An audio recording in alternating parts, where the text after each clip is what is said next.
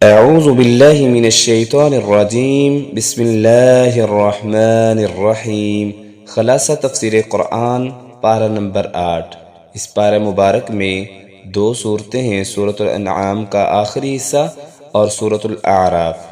اس پارے کا آغاز ان لفظوں سے ہوتا ہے: وَلَوْ أَنَّنَا نَزَّلْنَا إِلَيْهِمُ الْمَلَائِكَةَ وَكَلَّمَهُمُ الْمَوْتَى وَحَشَرْنَا عَلَيْهِمْ كُلَّ شَيْءٍ قُبُلًا مَا كَانُوا لِيُؤْمِنُوا إِلَّا أَن يَشَاءَ اللَّهُ وَلَكِنَّ أَكْثَرَهُمْ يَجْهَلُونَ۔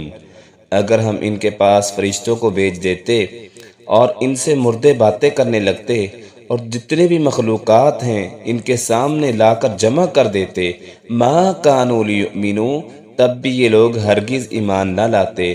ہاں اگر اللہ چاہے تو اور بات ہے، لیکن ان میں سے زیادہ تر لوگ جہالت کی بات کرتے ہیں اور اکثر ان میں سے جاہل ہیں۔ اور اختتام اس پارے کا ان لفظوں سے ہوتا ہے: وَإِن كَانَ طَائِفَةٌ مِّنْكُمْ آمَنُوا بِالَّذِي أُرْسِلْتُ بِهِ وَطَائِفَةٌ لَّمْ يُؤْمِنُوا فَاصْبِرُوا حَتَّى يَحْكُمَ اللَّهُ بَيْنَنَا وَهُوَ خَيْرُ الْحَاكِمِينَ۔ اگر ایک جماعت مان لیتی ہے اور ایک انکار کر دیتی ہے، اے میرے نبی فَاصْبِرُوا، آپ انتظار کیجئے کہ میرے رب بہترین فیصلہ فرما دے۔ بہترین وہ فیصلہ کرنے والا ہے۔ آپ کا کام کیا ہے؟ پہنچاتے رہنا ہے۔ پیغام الہی کو لوگوں تک پہنچاتے رہنا آپ کا کام ہے۔ ہدایت دینا نہ دینا یہ آپ کے رب کا کام ہے۔ پہلی آیت سے یہ پتہ چلتا ہے جہالت ہے جو ہدایت کے منافی ہے۔ دوسری آیت سے یہ پتہ چلتا ہے کہ آپ کی ذمہ داری کیا ہے؟ دعوت کا کام کرتے رہیں، دین کا پیغام لوگوں تک پہنچاتے رہیں۔ ہدایت دینا نہ دینا میرے رب کا کام ہے۔ ہمارے لیے پیغام رکھتا ہے کہ اس منصب کو پہچانیں جو امت محمدیہ کا مین مقصد تھا اور ان کے اوپر ذمہ داری تھی، جو امت محمدیہ کا فرد ہونے کے ناطے ہم سب کی ذمہ داری ہے کہ ہم لوگوں تک اللہ کی توحید کا پیغام پہنچائیں۔ ہماری جو ذمہ داری ہے نیکی کا حکم دیں اور برائی سے منع کریں۔ اس بارے میں اللہ سبحانہ و تعالی نے اور کون کون سی چیزیں بیان فرمائی ہیں، آئیں ہم اب ان کی طرف آتے ہیں۔ جیسا کہ آپ گزشتہ پارے میں سماعت فرما چکے ہیں کہ گزشتہ پارے میں سورۃ الانعام کا مرکزی مضمون یہ تھا کہ بنی اسماعیل میں ملت ابراہیمی اور عقیدہ توحید کے سچے وارث مشرک قریش نہیں بلکہ محمد صلی اللہ علیہ وسلم تھے۔ اس لیے اللہ سبحانہ و تعالی نے مشرکین کے رد میں اور ان کے شرک کی اقسام کو اس سورہ مبارک کے آخر میں بیان فرمایا ہے، اور توحید کی اقسام اور توحید کے تقاضوں کو بھی بیان فرمایا ہے۔ اللہ تعالی فرماتے ہیں صرف وہی جانور حلال ہیں جو شرعاً جائز ہو اور اسے ذبح کرتے ہوئے اللہ کا نام لیا جائے۔ سورۃ الانعام میں اللہ فرماتے ہیں فَكُلُوا مِمَّا ذُكِرَ اسْمُ اللَّهِ عَلَيْهِ إِن كُنتُم بِآيَاتِهِ مُؤْمِنِينَ۔ چونکہ جانور کا خالق اور حقیقی مالک اللہ ہے، اس لیے اسی کو یہ اختیار ہے کہ جس جانور کو چاہے اپنے بندوں کے لیے حلال کرے اور جس سے چاہے حرام کر دے۔ کسی کو حلال یا حرام کرنے کا حق حاصل نہیں۔ جب یہ واضح ہے کہ جانوروں کا خالق مالک اصل اللہ ہے، پھر ضروری ہے کہ جانور کو ذبح کرتے وقت ان پر اللہ کا نام لیا جائے۔ جو جانور اللہ کے نام پر ذبح ہو اسے کھانا چاہیے، اور جس پر بسم اللہ نہ پڑھی جائے اس سے اجتناب کرنا چاہیے، کیونکہ یہ ایسا ہی ہے جیسے کسی کی چیز بغیر اجازت کے استعمال کی جائے۔ اللہ تعالیٰ نے قرآن مجید میں واضح اعلان فرما دیا فَكُلُوا مِمَّا ذُكِرَ اسْمُ اللَّهِ عَلَيْهِ، تو اس میں سے کھاؤ جس پر اللہ کا نام لیا گیا ہو، اگر تم اس کی آیات پر ایمان رکھنے والے ہو، اور تمہیں کیا ہے تم اس میں سے نہ کھاؤ جس پر اللہ کا نام نہ لیا گیا ہو۔ حالانکہ بلا شبہ تمہارے لیے وہ چیزیں کھول کر اللہ نے بیان کر دی ہیں جو اس نے تم پر حرام کی ہیں، مگر جس کی طرف تم مجبور کر دیے جاؤ، اور بے شک بہت سے لوگ اپنی خواہشوں کے ساتھ کچھ جانے بغیر یقیناً گمراہ کرتے ہیں۔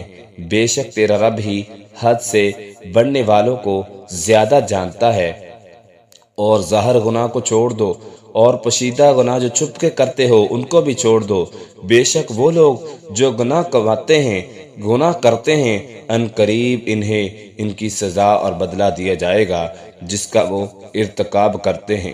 اسی طرح اللہ سبحانہ ہوا تعالی نے مشرکین مکہ کے سرداروں نے جب نبوت کا مطالبہ کیا تو اللہ تعالی نے یہ واضح اعلان فرما دیا۔ مشرکین مکہ کا اصل وجہ یہ تھی حسد کی بنا پر وہ کہتے تھے کہ ہم ایمان لانے کے لیے تیار نہیں ہیں کہ نبی بننا ان کا حق ہے، انہیں چھوڑ کر ایک غریب گھرانے کے آدمی کو نبوت سے سرفراز کر دیا گیا، ہم ایسے شخص کو نہیں مانتے۔ اللہ خالق و مالک قرآن مجید میں فرماتے ہیں وَإِذَا جَاءَتْهُمْ آيَةٌ قَالُوا لَن نُؤْمِنَ حَتَّى نُؤْتَىٰ مِثْلَ مَا أُوتِيَ رُسُولُ اللَّهِ کہ یہ لوگ جب ان کے پاس کوئی نشانی آتی ہے تو کہتے ہیں ہم ہرگز ایمان نہیں لائیں گے یہاں تک کہ ہمیں اس جیسا دیا جائے جو اللہ کے رسولوں کو دیا گیا۔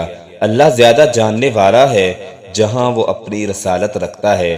ان قریب ان لوگوں کو جنہوں نے جرم کیا اللہ کے ہاں بہت بڑی ذلت پہنچے گی، اللہ کی طرف سے ان کو بہت سخت عذاب دیا جائے گا اس وجہ سے جو وہ دنیا میں قرآنی آیات کا اور رسولوں کا انکار کرتے ہیں اور فریب کرتے ہیں اور مکر کرتے ہیں۔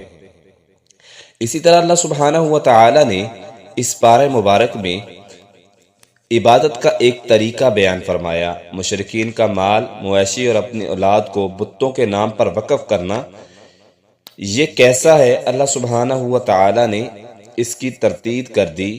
عبادت کا ایک طریقہ یہ ہے کہ انسان کے پاس جو کچھ بھی ہے، مال و متاع ہے، اسے اللہ کی خوشنودی حاصل کرنے کے لیے خرچ کیا جائے۔ اور عبادت کی یہ صورت شروع سے چلی آ رہی ہے، جیسا کہ پچھلی صورت میں سیدنا آدم علیہ السلام کے 2 بیٹے حابیل اور قابیل کی قربانی کا تذکرہ کیا گیا۔ مومنوں کا شروع سے یہ طریقہ رہا ہے کہ جسمانی عبادت کے ساتھ ساتھ اپنے اموال بھی اللہ کی خوشنودی کو حاصل کرنے کے لیے اللہ کے راستے میں پیش کرتے ہیں۔ جب دنیا میں شرک کا آغاز ہوا تو مشرکین نے جہاں بتوں کے سامنے سجدہ ریز ہونا شروع کیا، وہیں اپنے مالوں سے بتوں کی نظر و نیاز دینے لگے، حتیٰ کہ بعض لوگ بتوں کو خوش کرنے کے لیے اپنی اولاد تک قربان کرنے لگے۔ اللہ خالق و مالک قرآن مجید میں فرماتے ہیں وَجَعَلُوا لِلَّهِ مِمَّا ذَرَأَ مِنَ الْحَرْثِ وَالْأَنْعَامِ نَصِيبًا وَقَالُوا هَذَا لِلَّهِ بِزَعْمِهِمْ وَهَذَا لِشُرَكَائِنَا فَمَا كَانَ لِشُرَكَائِهِمْ فَلَا يَصِلُ إِلَى اللَّهِ وَمَا كَانَ لِلَّهِ فَهُوَ يَصِلُ إِلَى شُرَكَائِهِمْ سَاءَ مَا يَحْكُمُونَ۔ اور انہوں نے اللہ کے لیے ان چیزوں میں سے جو اس نے کھیتی اور چپاہوں میں سے پیدا کی ہیں ایک حصہ مقرر کیا، پس انہوں نے یہ کہا یہ اللہ کے لیے ان کے خیال کے مطابق اور یہ ہمارے شریکوں کے لیے۔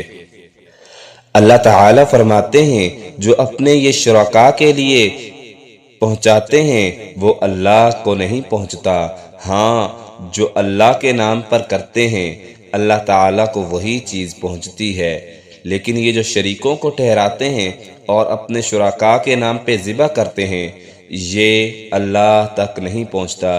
یہ برا فیصلہ ہے یہ جو کرتے ہیں، اپنے مشرکوں کو، اپنے شریکوں کو جو شریک ٹھہراتے ہیں ان کو اپنے نام کے نذرانے پیش کرتے ہیں اور اپنے نذرانے، اپنی اولاد، اپنا مال ان کے لیے قربان کرنے کے لیے تیار ہوتے ہیں۔ اللہ تعالیٰ فرماتے ہیں ایسی چیز کوئی قبول نہیں کی جائے گی۔ اپنے اموال بتوں کے نام پر قربان کرنے کا ایک طریقہ یہ تھا کہ وہ بتوں کے مجاوروں کے لیے خاص کر دیتے تھے، جیسا کہ اللہ فرماتے ہیں وَقَالُوا هَذِهِ أَنْعَامٌ وَحَرْثٌ حِجْرٌ لَا يَطْعَمُهَا إِلَّا مَن نَّشَاءُ بِزَعْمِهِمْ، اور انہوں نے کہا یہ چپاہے اور کھیتی ممنوع ہیں، انہیں اس کے سوا کوئی نہیں کھائے گا جسے ہم چاہیں گے۔ ان کے خیال کے مطابق اور کچھ چپائے ہیں جن کی پیٹھیں حرام کی گئی ہیں، اور کچھ چھپائے ہیں جن پر وہ اللہ کا نام نہیں لیتے تھے، اس پر جھوٹ باندھتے ہوئے ان قریب وہ انہیں جزا دے گا جو وہ جھوٹ باندھتے تھے۔ یعنی وہ کچھ کو خاص کر دیتے تھے اور کچھ کو کہتے تھے کہ اللہ نے یہ حرام کی ہیں، لہٰذا ہم اللہ کے نام پر نہیں کریں گے، یہ کھیتی، یہ چوپائے، یہ جانور صرف ہمارے شریکوں کے لیے خاص ہیں۔ یہ اللہ پر بہتان باندھتے ہیں۔ اللہ فرماتے ہیں ہم ان کی سزا ضرور دیں گے۔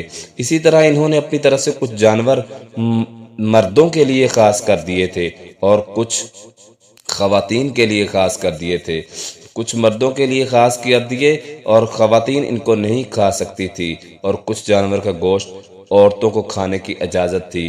اللہ خالق و مالک نے اس چیز کا بھی رد قرآن مجید کی اسی سورہ مبارک میں کیا۔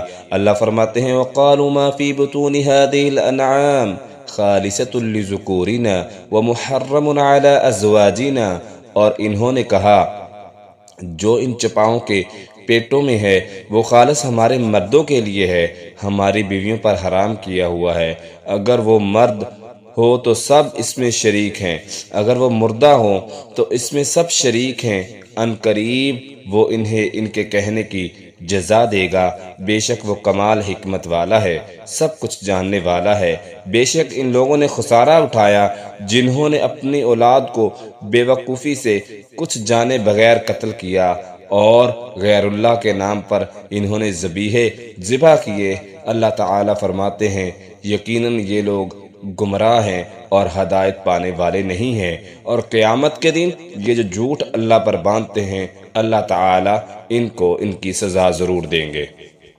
اسی طرح اللہ سبحانہ و تعالیٰ نے اس پارہ مبارک میں عشر ادا کرنے کا حکم دیا ہے۔ اللہ تعالیٰ نے اپنے بندوں پر جو انعامات کیے ہیں ان کا تذکرہ کیا اور فرمایا ان میں سے خود بھی کھاؤ اور اپنے غریب بھائیوں کو بھی کھلاؤ، اسی کو عشر کہا جاتا ہے۔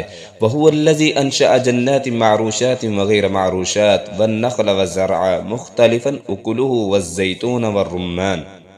اللہ فرماتے ہیں اور وہی وہ ذات ہے جس نے باغات کو پیدا کیا ہے اور کھجوروں کے درخت اور کھیتی باڑیاں تمہارے لیے اگائی ہیں جن کے پھل مختلف ہیں، اور زیتون اور انار ایک دوسرے سے ملتے جلتے اور نہ ملتے جلتے پھل پیدا کیے۔ اس کے پھل میں سے کھاؤ، خود بھی کھاؤ، اور اس کا حق اس کی کٹائی کے دن ادا کرو، اور حد سے نہ گزرو، یقیناً وہ حد سے گزرنے والوں سے محبت نہیں کرتا۔ یعنی اللہ تعالیٰ نے اس میں عشر کی طرف اشارہ کیا ہے، خود بھی کھانا ہے اور غریبوں مسکینوں میں بھی تقسیم کرنا ہے۔ وَآتُوا حَقَّهُ يَوْمَ حَصَادِهِ، اور اللہ کے راستے میں اس کی کٹائی کے دن ہی وہ حق ادا کر دینا ہے، عشر ادا کر دینا ہے، اور حد سے تجاوز نہیں کرنا۔ وَلَا تُسْرِفُوا إِنَّهُ لَا يُحِبُّ الْمُسْرِفِينَ۔ بعض لوگ اس چیز کو عام اور معمولی سمجھتے ہیں کہ جی ہم سارا سال محنت کرتے ہیں، اب ہم غریبوں کو کیوں دیں، ہم مسکینوں کو کیوں دیں۔ تو اللہ تعالیٰ نے جو حدود مقرر کی ہیں اگر انسان اس کو کراس کرتا ہے، لمٹ کراس کرتا ہے، تو یاد رکھیں اللہ تعالیٰ کا عذاب کو یہ دعوت دینے کی بات ہوتی ہے۔ اسی لیے اللہ تعالیٰ نے کچھ فیصلے مقرر کیے ہیں، ان پر عمل کرنا لازم ہے، ضروری ہے، وگرنہ اللہ تعالیٰ فرماتے ہیں وَلَا تُسْرِفُوا إِنَّهُ لَا يُحِبُّ الْمُسْرِفِينَ۔ جو حد سے گزر جاتے ہیں، احکام الہی کو تسلیم نہیں کرتے، پھر ایسے لوگوں پر اللہ کا عذاب آ جاتا ہے، اور اللہ ان لوگوں سے محبت نہیں کرتے۔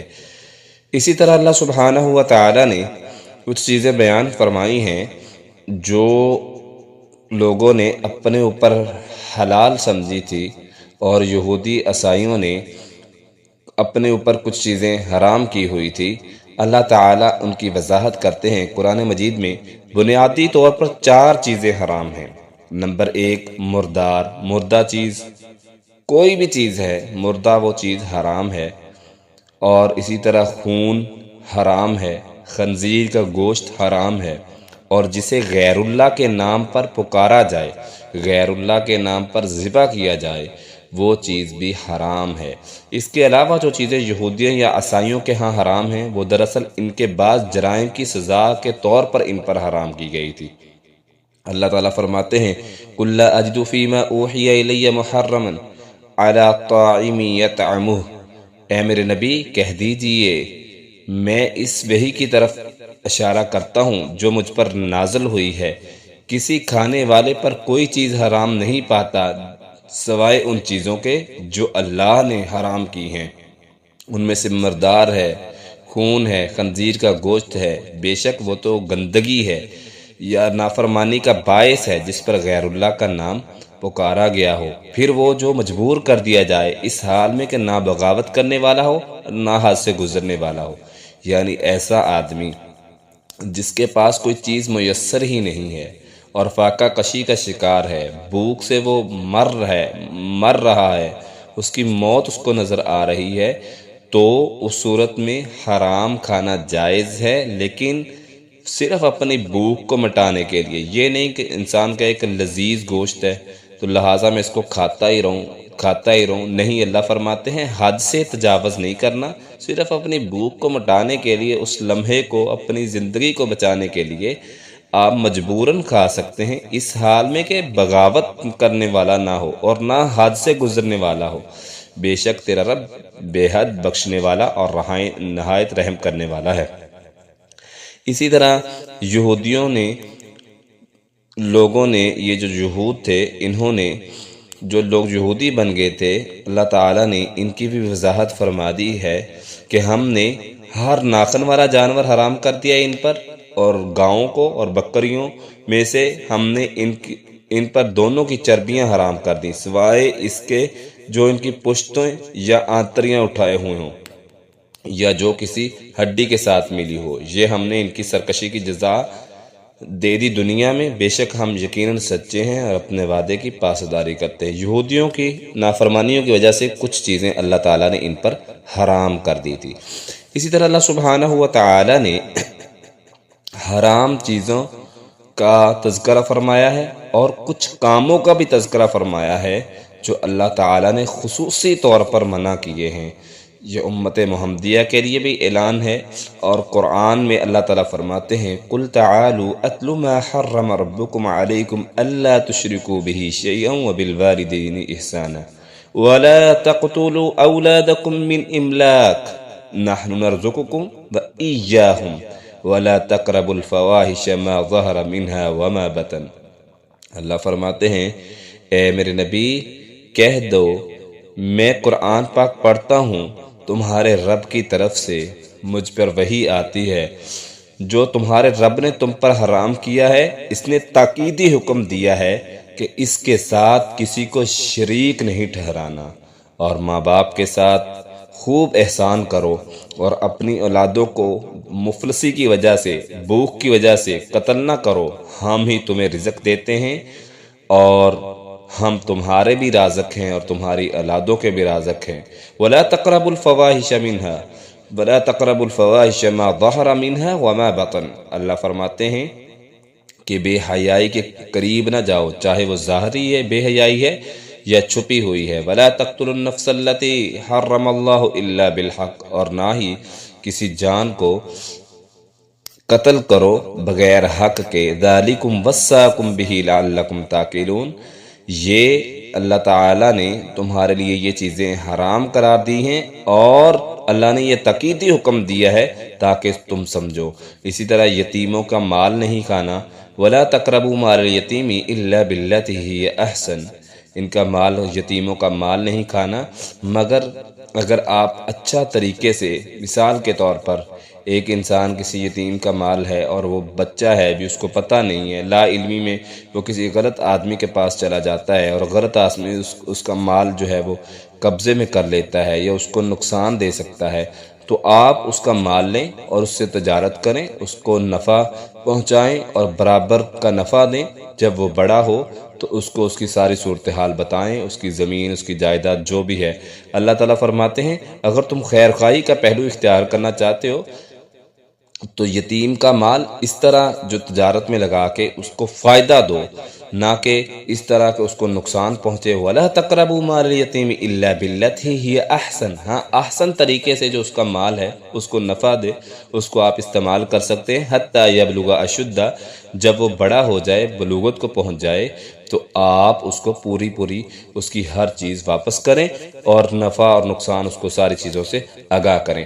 وَأَوْفُوا الْكَيْلَ وَالْمِيزَانَ، اسی طرح اللہ تعالیٰ فرماتے ہیں کہ انصاف کرو، پورا ناپ تول کر دو۔ اللہ تعالیٰ کسی جان کو اس کی طاقت سے بڑھ کر کوئی تکلیف نہیں دیتا۔ اسی طرح تم جب فیصلہ کرو تو عدل کے ساتھ، انصاف کے ساتھ فیصلہ کرو، خواہ وہ رشتہ دار ہیں، خواہ وہ کوئی دوسرا ہے۔ جس کے بارے میں تم فیصلہ کرنے جا رہے ہو اس کے بارے میں پورا فیصلہ کرو۔ اللہ تعالیٰ تمہیں جانتا ہے جو تم کر رہے ہو، عمل جو کرتے ہو، جو تم بول رہے ہو، ساری چیزوں کو اللہ تعالیٰ جانتے ہیں۔ ذالکم وصاکم بہ لعلکم تذکرون، یہ تمہارے رب کی طرف سے نصیحت ہے، یہ تقییدی حکم ہے تاکہ تم نصیحت حاصل کر لو۔ اسی طرح اللہ سبحانہ و تعالیٰ نے قرآن اور رسول اللہ صلی اللہ علیہ وسلم کی صورت میں آخری ہدایت جو بھیجی ہے، اب اس کی پیروی کرنے پر ہی اللہ تعالی رحم کرے گا۔ جو لوگ دین میں تفرقہ پیدا کریں گے، آپ کا ان سے کوئی تعلق نہیں ہونا چاہیے۔ یہ رسول اللہ صلی اللہ علیہ وسلم کو حکم دیا جا رہا ہے، اور امت کے لیے بھی یہی پیغام ہے۔ وَأَنَّ هَذَا صِرَاطِي مُسْتَقِيمًا فَاتَّبِعُوهُ وَلَا تَتَّبِعُوا السُّبُلَ۔ اللہ تعالیٰ فرماتے ہیں، اے میرے نبی کہہ دیجئے بے شک یہی میرا راستہ ہے، سیدھا راستہ، پس اس پر چلو اور دوسرے راستوں پر نہ چلو کہ وہ تمہیں راستے سے جدا کر دے، یعنی ہدایت کے راستے سے جدا کر دیں گے وہ گمراہی کے راستے۔ لہٰذا میرا راستہ یہی ہے، جو اوپر چیزیں بیان کی ہیں حرام کردہ ان سے بچنا ہے اور شرک سے بچنا ہے، اور جو چیزیں اللہ نے حلال کی ہیں انہی کو اختیار کرنا ہے۔ اور ساری چیزیں اللہ تعالیٰ نے بیان کرنے کے بعد بتایا کہ اے میرے نبی اب ان کو کہہ دیجئے کہ میرا راستہ یہی ہے، غیر اللہ کے راستے پر جاؤ گے تو جدا ہو جاؤ گے، گمراہ ہو جاؤ گے، اور گمراہی انسان کو جہنم کا ایندھن بنا دیتی ہے۔ یہ تقییدی حکم اس لیے تمہیں دیا جا رہا ہے تاکہ تم بچتے رہو۔ اسی طرح اللہ سبحانہ و تعالیٰ نے ان تمام چیزوں کو بیان کرنے کے بعد فرمایا، جو کوئی نیکی کرتا ہے تو ہم اس کی نیکی کو بڑھاتے ہیں، دگنا کر دیتے ہیں، نیکیوں کا اجر 10 گنے تک ملتا ہے۔ جیسا کہ اللہ فرماتے ہیں، من جاء بالحسنۃ فلہ عشر امثالها ومن جاء بالسیئۃ فلا یجزى الا مثلها وهم لا یظلمون۔ جو شخص نیکی لے کر آئے گا تو اس کے لیے اس جیسی 10 نیکیاں ہوں گی، اور جو برائی لے کر آئے گا سو اسے جزا نہیں دیا جائے گی مگر اسی کی مثل، اور ان پر ظلم نہیں کیا جائے گا۔ یعنی جو نیکی کرتا ہے اس کے لیے 10 نیکیاں، لیکن جو گناہ کرتا ہے اس گناہ کے بدلے ایک ہی گناہ لکھا جائے گا۔ یہ اللہ تعالیٰ کی رحمت ہے کہ اس کی ایک نیکی کرنے کی وجہ سے انسان کو 10 نیکیاں ملتی ہیں، اور رمضان میں تو ایک نیکی کے بدلے 70 گنا ثواب عطا کر دیا جاتا ہے۔ اگر انسان کی نیت خالص ہے اور اخلاص ہے، رضا الہی اور اللہ کی خوشنودی کے لیے عمل کر رہا ہے، تو اللہ سبحانہ و تعالیٰ کی رحمت تو اتنی وسیع ہے کہ ایک نیکی کو 700 گنا تک بھی اللہ تعالیٰ بڑھاتے ہیں۔ اس لیے اپنی نیکی کا معیار اللہ کی طرف ہو، میں اللہ کی خوشنودی حاصل کرنے کے لیے یہ عمل کر رہا ہوں، اللہ کی رضا کے لیے کر رہا ہوں، تو اللہ سبحانہ و تعالیٰ ایک نیکی کے بدلے 10، پھر 70، پھر 700 گنا تک نیکیاں عطا کر دیتے ہیں۔ الہ العالمین ہم سب کو عمل کرنے کی توفیق عطا فرمائے۔ اسی طرح اللہ تعالیٰ نے مسلمان کی زندگی کی تمام سرگرمیاں، حتیٰ کہ موت بھی اللہ کے نام پر، مسلمان وہ ہوتا ہے جو اپنی زندگی کی تمام سرگرمیاں اللہ کے لیے ہوتی ہیں، اس کا جینا، اس کا مرنا، حتیٰ کہ اس کی زندگی کے تمام دن اور رات ساری چیزیں اللہ کے لیے ہوتی ہیں۔ جیسا کہ نبی کریم صلی اللہ علیہ وسلم کو کہا جا رہا ہے، اے میرے نبی کہہ دیجئے قل ان صلاتی ونسکی ومحیای ومماتی، کہہ دیجئے میری نماز، ونسکی اور میری قربانی، ومحیای ومماتی للہ رب العالمین، میری زندگی اور میری موت اللہ کے لیے ہے جو جہانوں کا رب ہے۔ انسان کی زندگی کا مقصد ہی یہ ہونا چاہیے کہ مجھے اللہ نے پیدا کیا ہے اور میرا جینا مرنا، میرا اٹھنا بیٹھنا، میرے صبح، میری شام، میری راتیں، میرا دن، تمام کی تمام چیزیں، حتیٰ کہ میری زندگی اور موت بھی اللہ کے لیے ہے۔ اس کی زندگی میں ایسے اعمال ہونے چاہیے کہ جب وہ دنیا سے رخصت ہو تو اللہ سبحانہ و تعالی کی طرف سے یہ اعلان ہو، یا ایتھا النفس المطمئنہ، اے مطمئن روح، دنیا میں رہتے ہوئے تو اپنی خواہشات نفس کو دبا کر تو اللہ کی رضا کے لیے عمل کرتا رہا ہے، آج تو میرے پاس آ رہا ہے، تیرے لیے جنت کے دروازے کھول دیے ہیں۔ جب انسان اپنی زندگی کو اللہ کے لیے خاص کر دیتا ہے اور اللہ کے بتائے ہوئے فرامین کے مطابق، رسول اللہ صلی اللہ علیہ وسلم پر نازل ہونے والی کتاب کے مطابق زندگی کو بسر کرتا ہے، پھر دنیا میں بھی اللہ خالق و مالک انعامات سے نوازتے ہیں اور آخرت میں بہترین انعام دیا جائے گا۔ آگے سورۃ الاعراف ہے۔ یہ سورۃ الاعراف رسول اللہ صلی اللہ علیہ وسلم کی مکی زندگی کے آخر میں نازل ہوئی۔ یہ وہ زمانہ تھا جب قریش مکہ رسول اللہ صلی اللہ علیہ وسلم کو قتل کرنے کے منصوبے بنا رہے تھے، تو اللہ تعالیٰ نے قریش مکہ کو قوموں کی ہلاکت کی تاریخ اور اس کے اسباب بیان کرتے ہوئے تنبیہ فرمایا کہ اگر تم باز نہ آئے تو اللہ تمہیں ہلاک کر سکتا ہے۔ جنت اور جہنم کے درمیان ایک مقام ہے جسے اعراف کہا جاتا ہے۔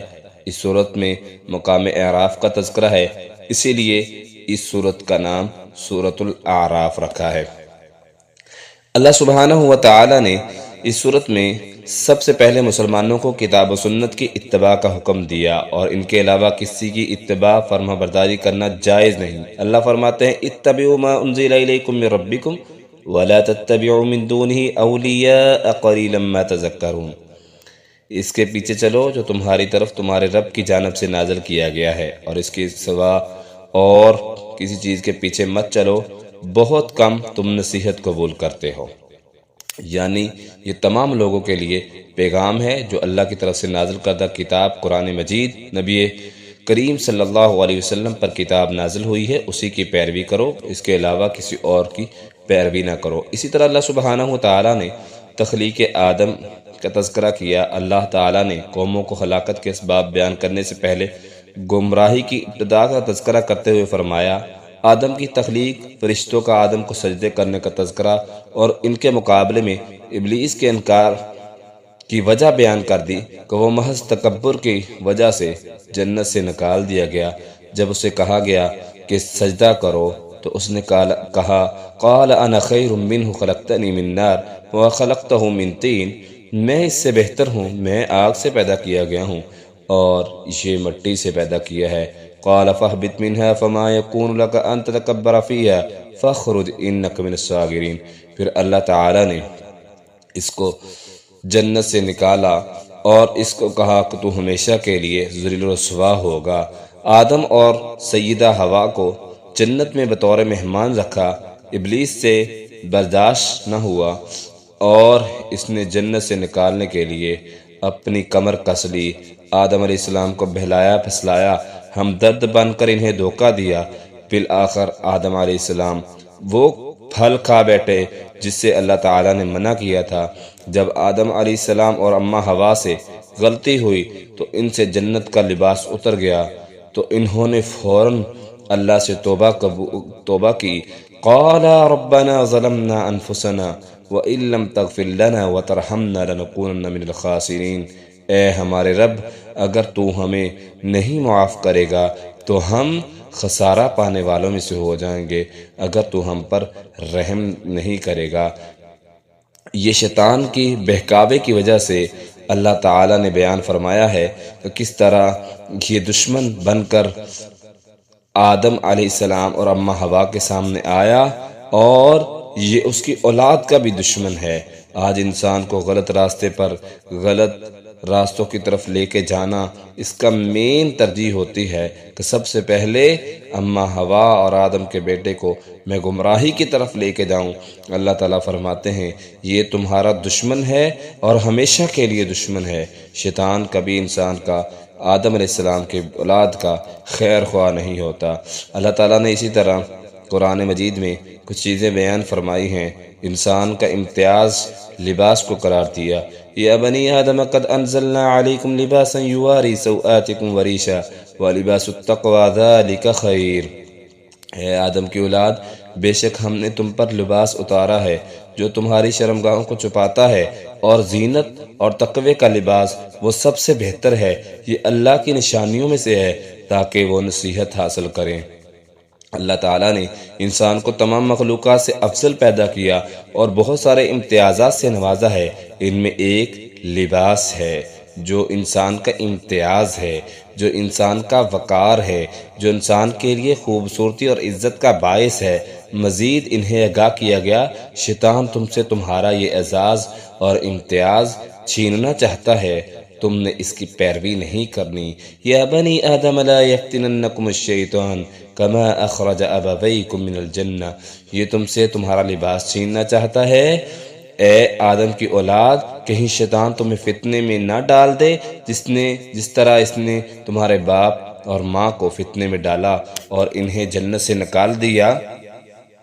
اللہ تعالیٰ فرماتے ہیں تم نے ان شیطانوں کو اپنے دوست نہیں بنانا، بلکہ اللہ کی طرف آنا ہے اور تقوی کا لباس پہننا ہے، اللہ تعالیٰ کی آیات کا انکار نہیں کرنا، اللہ کی تکذیب نہیں کرنی، رسولوں کا انکار نہیں کرنا جس طرح شیطان نے کیا تھا۔ اسی طرح اللہ سبحانہ و تعالیٰ نے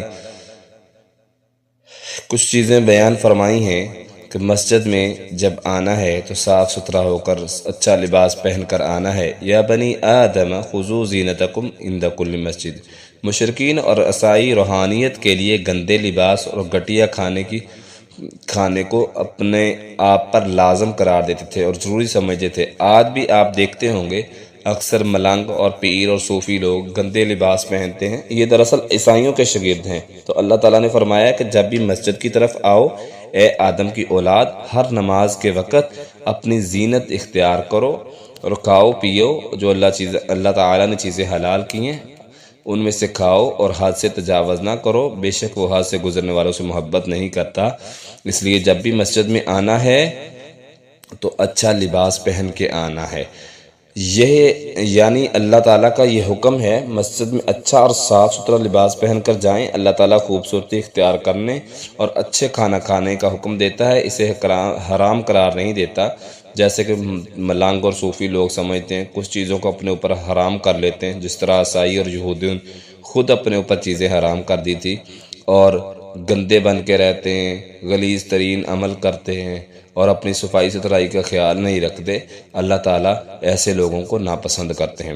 اسی طرح اصحاب اعراف کی کیفیت بیان ہوئی ہے کہ جنت اور جہنم کے درمیان ان کو کھڑا کیا جائے گا اور یہ ایک دوسرے کو پہچانیں گے۔ جنت اور جہنم کے درمیان ایک مقام ہے جسے اعراف کہا جاتا ہے، جن لوگوں کے اعمال جنت میں جانے کے لیے کافی نہ ہوں گے اور گناہ بھی اتنے ہی نہیں ہوں گے کہ جہنم میں ڈال دیا جائے، انہیں ابتدائی طور پر مقام اعراف پر رکھا جائے گا۔ اسی طرح اللہ سبحانہ و تعالیٰ نے آخر میں جو آیات اللہ کا انکار کرتے ہیں ان کے بارے میں بیان فرمایا کہ ہم نے پہلے بھی بہت سی قوموں کو ہلاک کیا ہے، معذب قوموں کا تذکرہ کیا۔ اللہ تعالیٰ نے سورۃ اعراف میں مشرکین کو تنبیہ کرنے کے لیے سابقہ تباہ شدہ اقوام اور ان کی تباہی کا اسباب کا تذکرہ کیا۔ تو 8ویں پارے میں جو قوموں کا تذکرہ کیا گیا ہے وہ مختصر آپ کے سامنے رکھتے ہیں۔ قوم نوح علیہ السلام اللہ کے باقاعدہ پہلے رسول تھے۔ جب لوگوں نے بت پرستی شروع کر دی تو اللہ تعالیٰ نے نوح علیہ السلام کو مبعوث فرمایا۔ انہوں نے 950 سال تک دعوت دی، لیکن قوم کی حالت یہ تھی فَكَذَّبُوهُ فَأَنجَيْنَاهُ وَالَّذِينَ مَعَهُ فِي الْفُلْكِ وَأَغْرَقْنَا الَّذِينَ كَذَّبُوا بِآيَاتِنَا إِنَّهُمْ كَانُوا قَوْمًا عَمِينَ۔ اللہ تعالیٰ فرماتے ہیں قوم نوح کے لوگوں نے ان کو جھٹلا دیا تو ہم نے اسے اور ان لوگوں کو جو اس کے ساتھ کشتی میں تھے بچا لیا اور ان لوگوں کو غرق کر دیا جنہوں نے ہماری آیات کو جھٹلایا، یقیناً وہ اندھے لوگ ہیں۔ اسی طرح قوم عاد عام انسانی تاریخ میں سب سے مضبوط قوم، سب سے طاقتور قوم جو تھی وہ قوم عاد تھی، وہ بھی سرکشی کرنے لگے تو اللہ تعالیٰ نے سیدنا ہود علیہ السلام کو ان کی طرف بھیجا۔ انہوں نے توحید کی دعوت دی تو قوم نے جواب دیا، قالوا اجئتنا لنعبد اللہ وحدہ ونذر ما كان يعبد آباؤنا فأتنا بما تعدنا ان كنت من الصادقین۔ انہوں نے کہا تو ہمارے پاس اس لیے آیا ہے کہ ہم اس اکیلے اللہ کی عبادت کریں اور انہیں چھوڑ دیں جن کی عبادت ہمارے باپ دادا کرتے تھے۔ تو جس کی دھمکی تو ہمیں دیتا ہے وہ ہم پر لے آ اگر تو سچوں میں سے ہے۔ یعنی وہ کہتے تھے اگر تو ایک رب کی دعوت دیتا ہے تو ہم اپنے باپ دادے کے دین کو چھوڑ دیں، تو جس عذاب سے ہمیں ڈراتا ہے اگر تو اتنا سچا ہے تو اس عذاب کو لے آ۔ آج بھی اگر دیکھا جائے تو کچھ لوگوں کے سامنے جب قرآنی آیات کو پیش کیا جاتا ہے تو وہ کہتے ہیں کہ ہمارے آباء و اجداد ایسے کرتے آ رہے۔ آباء و اجداد حجت نہیں ہے ہمارے لیے، آباء و اجداد ہمارے لیے دلیل نہیں ہے، نجات کا ذریعہ نہیں ہے۔ ہمارے لیے دلیل قرآن اور نبی کا فرمان ہے، ہمارے لیے نجات قرآن کو ماننے میں ہے، ہمارے لیے نجات حدیث کو ماننے میں ہے، ہمارے لیے نجات اپنے آپ کو سلنڈر کر دینا اللہ کے احکامات کے سامنے، رسول اللہ صلی اللہ علیہ وسلم کی حدیث کے سامنے، اللہ کی آیات کے سامنے۔ انسان کا یہ شعار ہونا چاہیے، انسان کی پہچان ہی یہ ہے کہ اس کی تخلیق کا مقصد جس کے لیے اللہ نے اس کو پیدا کیا ہے عبادت ہے، تو وہ اللہ کے لیے اپنے آپ کو وقف کر دیتا ہے۔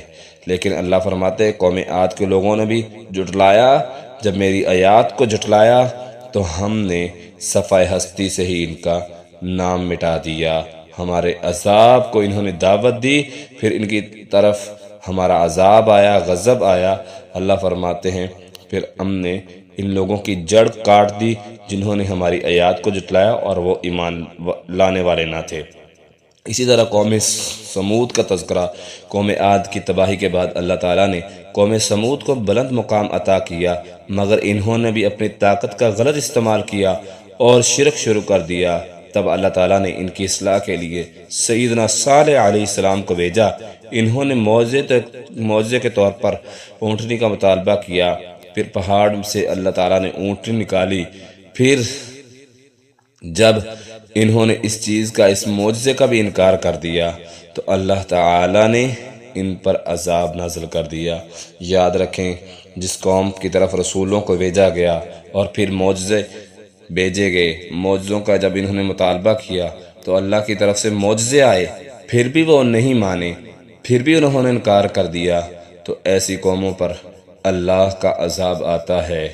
اللہ ایسی قوموں پر اپنا غضب بھیجتے ہیں، لعنت بھیجتے ہیں۔ ان کے ایمان نہ لانے کی وجہ سے اللہ تعالیٰ ان کو پھر غرق کر دیتے ہیں، عذاب الہی کے یہ مستحق بن جاتے ہیں جو آیات کا انکار کرتے ہیں، رسولوں کا انکار کرتے ہیں، ان کے معجزوں کا انکار کرتے ہیں، تو ایسی قومیں صفحہ ہستی سے ختم ہو جاتی ہیں۔ الہ العالمین ہم سب کو سمجھ کر عمل کرنے کی توفیق عطا فرمائے۔ اقول قولی ھذا استغفر اللہ من کل ذنب واتوب الیہ۔